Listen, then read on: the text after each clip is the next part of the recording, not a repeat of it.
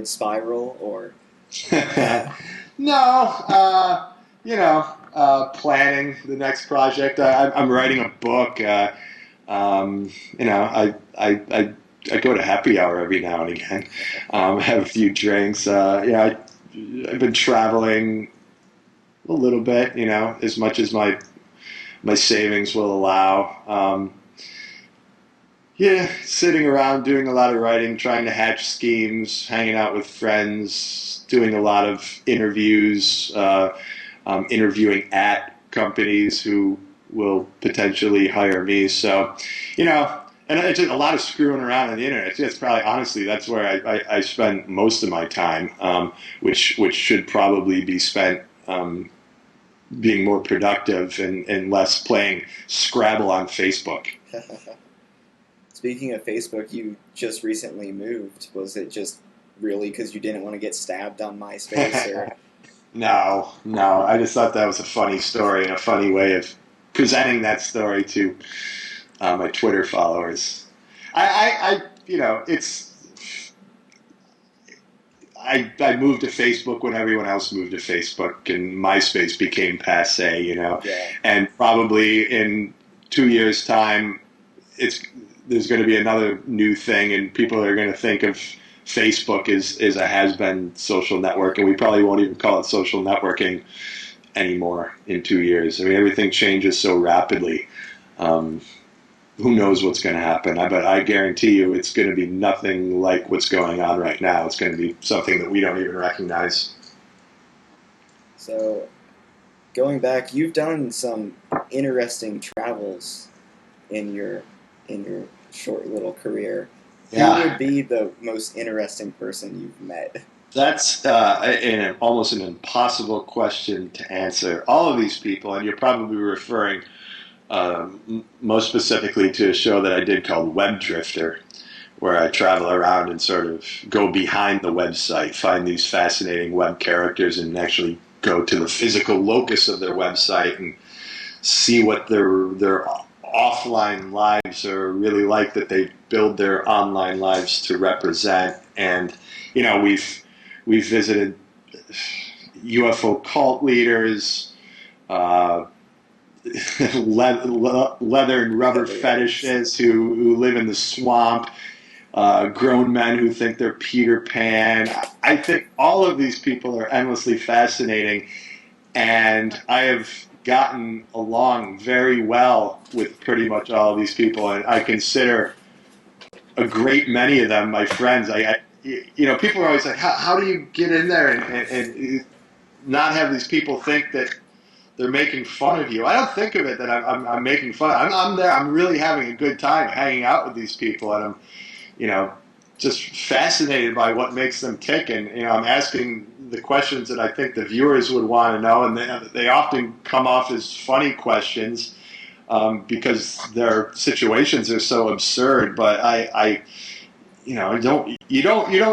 The way to do those interviews is not to attack people and make fun of them. It's to sort of let themselves spear themselves on the barbs of their own absurdity, let them hang themselves, and they usually do. I don't know which one is my favorite. I mean, I love Alex Chu. Yeah. He's so great. He's such a great character. I keep coming back to him again and again for different projects. I loved Leather Oaks, Harold Ivy, the guy who lives down in the swamp. Randy, the Peter Pan guy's amazing. All the guys up at the UFO cult were super cool. They're all great. There's none of them that I really disliked. That's cool. So I was actually watching a I wouldn't say rather old episode of This Week in Fun today when I should have been working, and you had Molly McDonald, the demogirl.com. Yeah. Yes. So just leading into that with a very nonchalant segue, what would be your favorite web app? What would be my favorite web app? Are you a fan of demogirl.com, by the way? I actually, until today, had never heard of it. Okay. Um, my favorite web app right now, I like Twitter, but I've stopped using Twitter as much.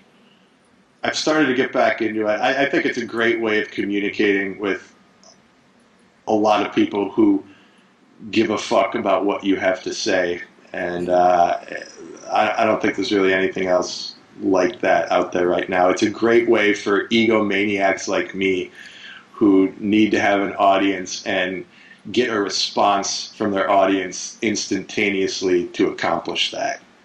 And I think that's why so many politicians and media people and so on and so forth are found on Twitter, because these are the people that demand recognition from their minions. Otherwise, they wouldn't have gone into those professions. So Twitter is perfect for people like them and people like me. Twitter can be a little bit dangerous, though. I know we've recently had a couple of riots here in town, a bunch of college kids getting drunk, and some of them would post about, like, yeah, I was the one who lit, the couch on fire in the middle of the street on their Twitter page. And that's just stupid. It is just stupid, but, So what, then they get arrested? They actually were arrested and expelled from school. Oh, man.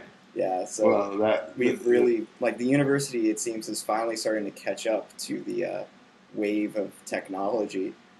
And that's very interesting.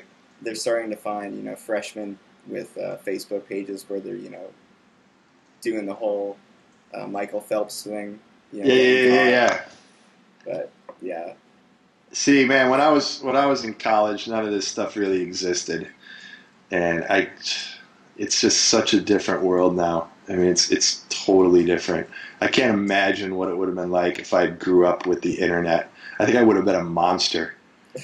I can't imagine the stuff that I would have been looking at when I was 12, 13, 14 years old. I mean, it just blows my mind.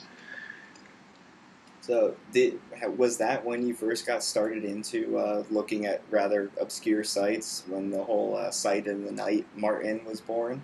Yeah, kinda. It really was. I mean, I guess it started,